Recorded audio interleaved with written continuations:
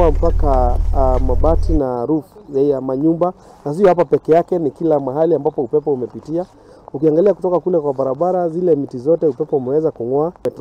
Meteorological department waweze kuwa wakituelezea kwa kina na kinaubaga kwa haswa ni nini kinachoendelea.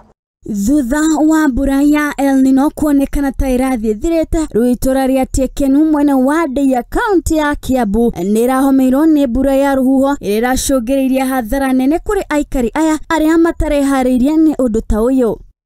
Alafu tukaona kitu inakaa smoke, ikaanza that side, ikatoka that side ikakuja hapa katikati, ilipotoka hapa katikati ikakuja hapa, ndio upepo ikakuja ikaangusha hizi zote tent zote, ikaenda kwa shamba ya engineer, ikabeba vitu.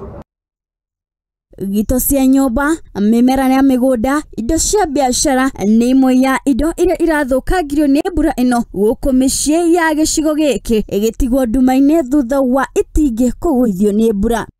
Tumepata hasara kubwa kulingana na ile upepo ilikuja tu kwa ghafla. Tumeona tu upepo imekuja, tukaona mahindi sasa, mahindi imelala, imetuharibia mahindi. Tunaona miti inakatika, miti ingine inang'oreka mpaka na nini na mizizi. Sasa ile hasara tumeenda hasara kubwa juu mahindi imelala yote. Mubunge wa gicigo kiu akirugamirira thirikari ya mashinani neroririe thirikari ya county kuingirira na gutigira family ici ni ciamukira uteithio kuona nginya irio ciao iria irari migunda-ini riu ni irathukangire.